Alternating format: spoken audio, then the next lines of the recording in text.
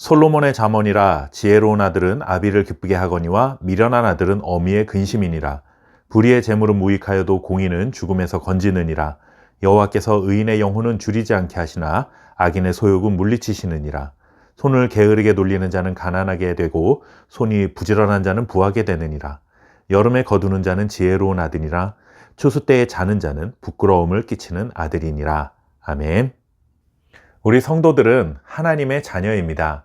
오늘 잠언 말씀은 하나님의 기쁨이 되는 자녀가 있고 하나님께 근심을 안겨주는 자녀가 있다고 전합니다. 오늘 말씀 앞에 나는 하나님 앞에서 어떤 자녀인가 생각해 보게 됩니다.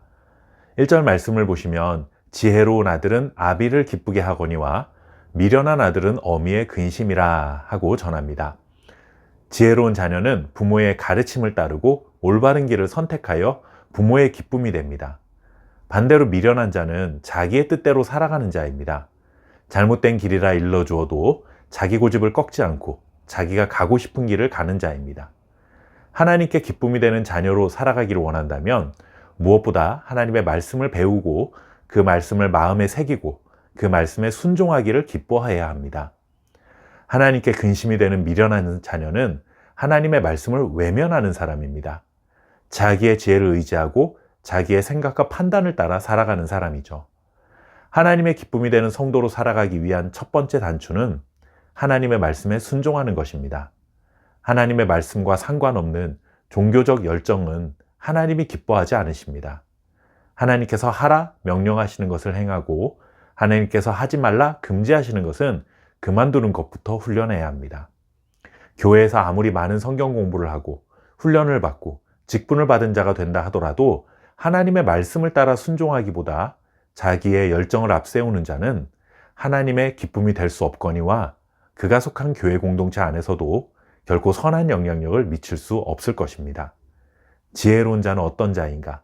하나님의 말씀에 순종하기 위해 하나님이 나에게 어떤 말씀을 하시는가 잠잠히 묵상하며 기도하며 주의 음성을 듣기를 사모하는 자라는 것을 기억하십시오. 종교적 신념, 종교적 열정보다 중요한 것은 하나님의 말씀에 겸손히 귀 기울이는 것입니다. 두 번째로 하나님의 기쁨이 되는 자녀는 어떤 자녀인가? 정직한 자입니다. 2절 말씀을 보시면 불의의 재물은 무익하여도 공의는 죽음에서 건지느니라 라고 전합니다. 아무리 많은 액수의 헌금을 하고 어려운 이웃들을 돕는 일에 앞장선다 해도 그 돈이 불의한 방법으로 획득한 것이라면 절대로 하나님의 기쁨이 될 수 없다는 것이죠. 겉으로 보기에는 대단한 일을 하는 것 같아 보여도 불의한 재물을 가지고 하나님의 영광을 위해 산다? 이것은 앞뒤가 전혀 맞지 않는 말입니다.